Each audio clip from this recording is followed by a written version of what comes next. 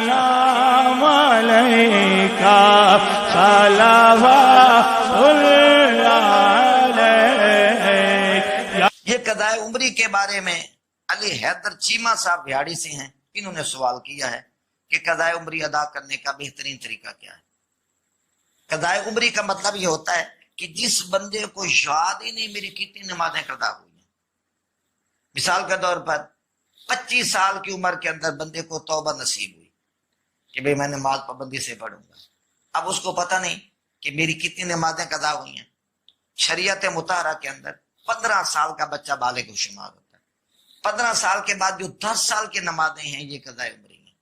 قضائے عمری کا بہترین طریقہ یہ ہے کہ ہر نماز کے ساتھ ایک نماز پڑھ لی جائے۔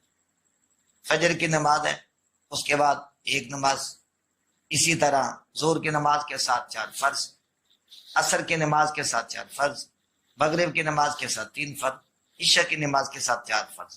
اوقات مکروہ کے اندر منع ہے، یعنی جب سورج پیلا ہو جائے عصر اول وقت کے اندر پڑھی جائے تو کوشش کریں کہ عصر کی نماز کے بعد نوافل منع ہوتے ہیں، اگر پہلے پڑھ لیں تو پھر بھی ٹھیک ہے، اور بعد میں پڑھے سورج پیلا نہ ہو تو اب عصر کی نماز کے بعد بھی ہم قضائے عمری پڑھ سکتے ہیں۔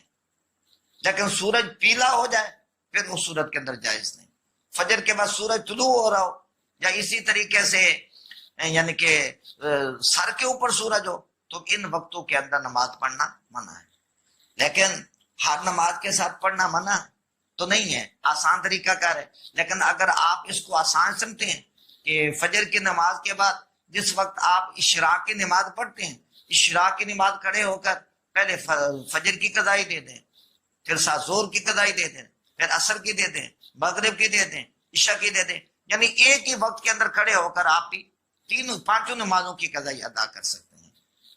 اور ایک اور ساتھی نے ساتھ ساتھ یہ بھی سوال کیا تھا کہ کیا ایسا ہو سکتا ہے کہ ہم 3 دفعہ سبحان ربی العظیم کہنے کی جگہ 1 دفعہ سبحان ربی العظیم کہنے؟ جی ایسا کیا ناممکن ہے، آپ کہہ سکتے ہیں، لیکن کوشش کریں کہ تھوڑی ادا کر لیں لیکن اچھے طریقے سے ہی ادا کر لیں، یعنی خشوع و خضوع جو ہے وہ باقی رہے۔ صرف اور صرف یہ نہیں کہ میرے ذمے سے یہ چیزیں ادا ہو جائیں، میری جان چھوٹ جائے، جان چھوٹنے کی صورت نہ ہو، بلکہ اللہ کی رضا کے لیے اللہ تعالیٰ کی طرف سے جو فرض کیا گیا عائد، جو فریضہ عائد ہوا تھا وہ اس کو ادا کیا جائے۔ اسی طریقے سے ایک اور اساتذہ نے سوال کیا کہ فرضوں کی آخری 2 رکعتوں کے اندر سورۃ فاتحہ کو چھوڑ سکتے ہیں؟ یہ آخری رکعتوں کے اندر فاتحہ لازم نہیں ہے، آپ چھوڑ سکتے ہیں، اس میں کوئی مذائقہ نہیں ہے، اور اگر آپ پڑھ لیں گے تو ثواب زیادہ پائیں گے۔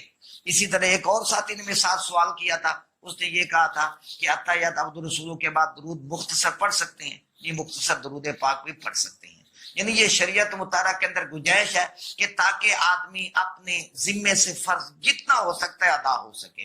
یہ تو اس وقت ہے نا جب یاد ہو میری 10 سال کی نمازیں قضا ہیں، اور اگر پتہ ہی نہیں کتنے سالوں کی قضا ہے، کوئی حساب و کتاب ہی نہیں، تو فقہا فرماتے وہ ہر نماز کے ساتھ 1 نماز یا ہر روز 5 نمازوں کی قضائی دے دے، امید ہے اللہ پاک عز و جل کی پاک بارگاہ کے اندر کہ اللہ پاک اس بندے سے درگزر فرمائے گا۔